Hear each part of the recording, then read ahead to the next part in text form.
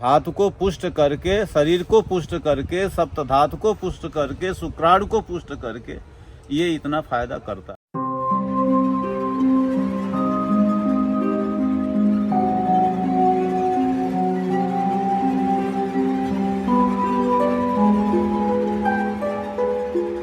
Hello guys, तो खेत में घूमते घूमते हमें मिला है अश्वगंधा का पौधा और अभी बैजी भी हमारे साथ में। बैजी राम राम। राम राम। तो बैजी ये है अश्वगंधा का पौधा, तो आज बात करते हैं इसके बारे में। तो बताएंगे कुछ अश्वगंधा के बारे में। ये पौधा जो है अश्व कहते हैं घोड़े को। हाँ जी। इसकी शाब्दिक अर्थ जो है अश्व कहता है घोड़ा को, और घोड़ा जब खूब दौड़ता है तो दौड़ने के बाद जो गंध निकलती है उसके पसीने से, इसीलिए एक जगह आया हुआ है, तो इसीलिए इसको अश्वगंधा कहते हैं। अच्छा, इसकी जो गंध होती है वो जब घोड़ा दौड़ता है तो उसके अंदर से पसीने की जो गंध निकलती है उसके जैसी होती है। हाँ ठीक, एकदम सेम होती है। सेम ही होती है। सेम होती है। अच्छा, पहला गुण तो इसका यह है कि मैंने तो व्यक्ति को हृष्ट पुरुष्ट तुष्ट बनाने में अश्वगंध का भूमिका है।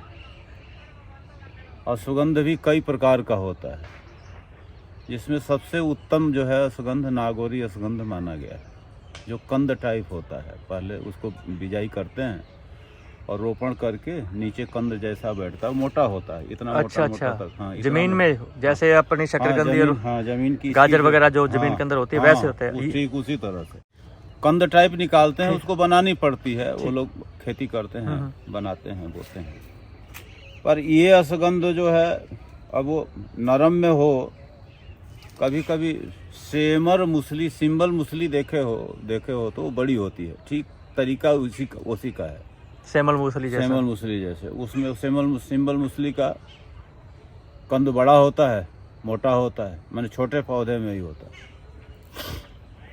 पर ये बड़ा हो जाता है, फिर भी इसका गुण धर्म नहीं गया है। क्वाथ में इसका प्रयोग कर सकते हैं, काढ़े में प्रयोग कर सकते हैं। तो रक्त प्रवाहिका नाड़ी को संचालित करने में इसकी अहम भूमिका है। धातु को पुष्ट करने में इसकी अहम भूमिका है।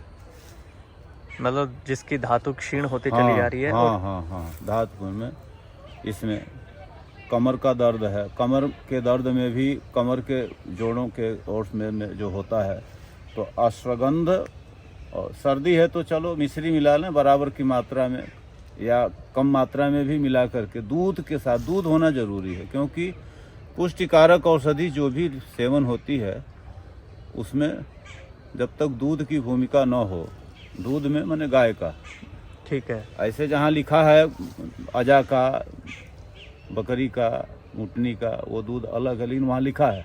जब कहीं दूध ना लिखा हो तो गाय का दूध। गाय के दूध में 1 चम्मच घृत भी गाय का मिला सकते हैं, जैसा अपनी पाचन तंत्र हो, प्रयोग करता हो। तो ये तो दूध के साथ लें तो पुष्टिकारक हो जाएगा। ठीक है।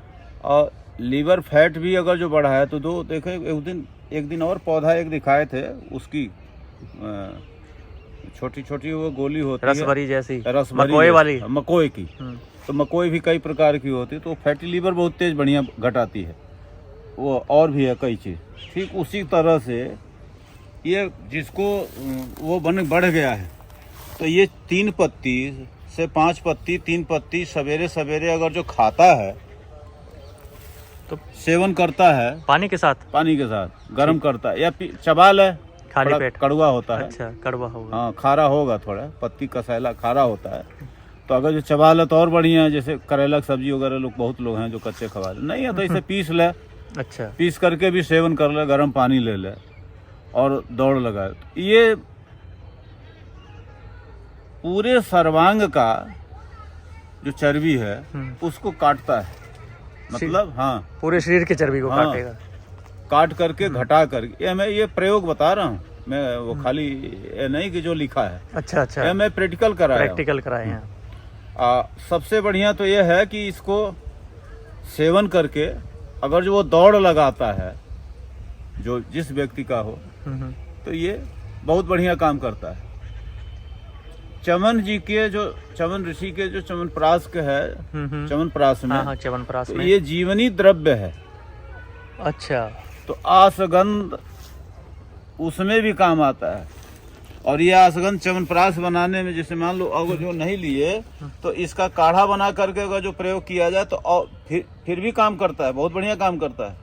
च्यवनप्राश बनाने में भी जैसे और काढ़ा बनते हैं औषधियों का, तो काढ़ा बनाने में इसको भी उखाड़ करके, जैसे मान लो कंद नहीं है, कंद वाला तो डाल दो, सतावरी है, सगंध है, बाराही कंद है, जिमी कंद है, और सारे कंद का चूर्ण पाउडर बना करके च्यवनप्राश में जो डालते हैं वो तो डालें। अहम मुख्य भूमिका तो च्यवनप्राश का अष्टवर्ग है, मेदा काकोली, क्षीर काकोली, मेदा महामेदा, तो इस तरह के अष्टवर्ग हैं। तो कुछ चीज़ें मिलती हैं, कुछ चीज़ें नहीं मिलती हैं, कुछ चीज़ें के प्रतिनिधि द्रव्य डालते हैं, जिसमें असगंध भी डालते हैं, सतावरी भी डालते हैं, बाराही कंद भी डालते हैं उप धातु में, उप में। तो ये सब औषधि, ये बहुत गुणकारी औषधि है, बहुत काम करती है, तो ये उसमें भी काम करेगी। ऐसे भी पृष्ठ, तो कहने का तात्पर्य वहाँ यह है कि इसके सेवन से अगर जो कुछ दिन सेवन किया जाए अनुपात भेद से, या जैसा जिसकी शरीर का हो, तो जैसे अश्व मजबूत होता है, दौड़ने पर भी हरास नहीं होता हाथी करके, तो ये अश्व के तरह से बाजीकरण है। अच्छा, इसी तरह से उस अश्व का नाम एक बाज भी है, एक नाम, हाँ, अश्व को बाजी भी कहते हैं। हाँ, बाज भी कहते हैं। तो बाजीकरण माने ये धातु को पुष्ट करके, शरीर को पुष्ट करके, सप्त धातु को पुष्ट करके, शुक्राणु को पुष्ट करके ये इतना फायदा करता है। कई जगह काम, अनुपात भेद से कई जगह काम करता है। तो ये अश्वगंधा का ये है। कंद में लेना नागौरी अश्वगंध है, मतलब जो पतले पतले आते हैं वो पतले हुए वो खारे होते हैं, लेकिन नागौरी अश्वगंध मीठा होता है। नागौरी अश्वगंध मीठा होता है। हाँ। तो यहाँ वाला जो अश्वगंध बैजी आप देख रहे हैं, तो इसकी तो ये जो डालियां हैं ये काम में आती हैं। हाँ, काढ़ा बना सकते हैं। और जो नागौरी अश्वगंध होती है उसका जो कंद होता है, हाँ, उसको मतलब उसकी जड़ उखाड़ करके जो हाँ, चीज होगी वो काम में आएगी। वो सुखा करके वो कंद के रूप में प्रयोग करते हैं, पाउडर के रूप में। उत्तम नागौरी अश्वगंध है। अब जब बाजार में जितने कंद आ रहे हैं उसमें सिट्ठी ज्यादा निकलती है। अच्छा, और वो खारे भी होते हैं, मीठे नहीं होते। मीठे नहीं होते। अश्वगंध, नागौरी अश्वगंध मीठा होता है और वो बढ़ता भी है। अश्वगंध पाक आया है, अम्ल पित्त में एक रसायन बनती है, अम्ल पित्त का रोगी हो तो जैसे उस दिन बताए थे अमलताज का वारंगधर वाले, इसी तरह से अश्वगंध का अश्वगंधादि पाक बनता है, अश्वगंध पाक। हाँ जी, वो गर्मी में भी प्रयोग कर सकते हैं, च्यवनप्राश के तरह से गर्मी में भी प्रयोग कर सकते हैं, सर्दी में भी प्रयोग कर सकते हैं। वैसे भाई अब तो अपवाद स्वरूप हो गया है, लेकिन च्यवनप्राश का तो असली सेवन का समय बसंत ऋतु से, जब नव रस प्रयोग होता है। अच्छा। हाँ, अब च्यवनप्राश का अब लोग कहते हैं दूध से खा लो। अरे दूध से च्यवनप्राश का सेवन नहीं है, गर्म पानी से है। दूध 2 घंटा के बाद, 2 से 3 घंटा के बाद दूध पियोगे तब वो उतना जो गुणकारी करेगा उतना दूध के साथ नहीं करता च्यवनप्राश। अच्छा, पर आजकल बताते तो सभी ऐसे दूध के साथ सभी हैं, ढोल पीटते हैं। वो गाना में भेड़ जा रही है, वो भेड़ के एक कुएं में गिरी तो एक गड्ढे में गिरी तो सारी भेड़ गिर जाए। तो लिखा है, कम से कम ग्रंथ तो पढ़ लें, ग्रंथ में तो यही लिखा, हमको तो यही मिला है। गुरुजन भी पढ़ाए भी तो यही पढ़ाए थे। बढ़िया गुण धर्म लेनी है तो अब आगे भाई अलग अलग बुद्धि है, अलग अलग विवेक है। हाँ, किसी रोगी अवस्था बस किसी और अवस्थावत में दें तो सेवन, तो इसका अश्वगंध पाक भी बहुत बढ़िया बनता है। अच्छा। अश्वगंध के और घटक द्रव्य हैं, औषधियाँ हैं, तो गर्मी में भी इसको ले सकते हैं। बकरी के दूध से भी ले सकते हैं, गाय के दूध से भी ले सकते हैं। अम्ल का पित्त का रोगी हो तो बकरी के दूध से ले ले, नहीं तो कामन में इसमें। तो ये इतने गुण हैं, इतने इसके उदाहरण, वीडियो लंबी हो जाएगी। बात रोग में भी ले सकते हैं, बात रोग वाले में बात सामक होता है। तो गाइस, अभी हमने बात करी बैजी से अश्वगंधा के पौधे के बारे में, बैजी ने बताया और घरेलू प्रयोग भी बताया कि, और दूसरी बात बैजी ने ये भी बताई है कि थोड़ा सा गर्म प्रकृति का होता है, तो थोड़ा सा ज़्यादा नहीं होता। तो बैजी ये था अश्वगंधा के पौधे के बारे में जो आपने बताया। तो अब वीडियो बहुत हो जाएगी, नहीं तो यहाँ तो और भी पेड़ हैं, कसौंधी का पेड़ है, उसका पेड़ है, और भी कई पेड़। ये कसौंधी है, ये कसौंधी है, इसको कसौंधी कहते हैं। पात कसौंधी भी सर है, ये विषनाशक होती है, और भी चर्म रोग, रक्त दोष में प्रयोग होता है। तो नेक्स्ट वीडियो इसे भी बनाएंगे बैजी। हाँ, बना। तो मिलते हैं अगली वीडियो में, तब तक के लिए सबको गुड बाय। Bye bye. और ये है सूर्य ये देव। भूमि आंवला है।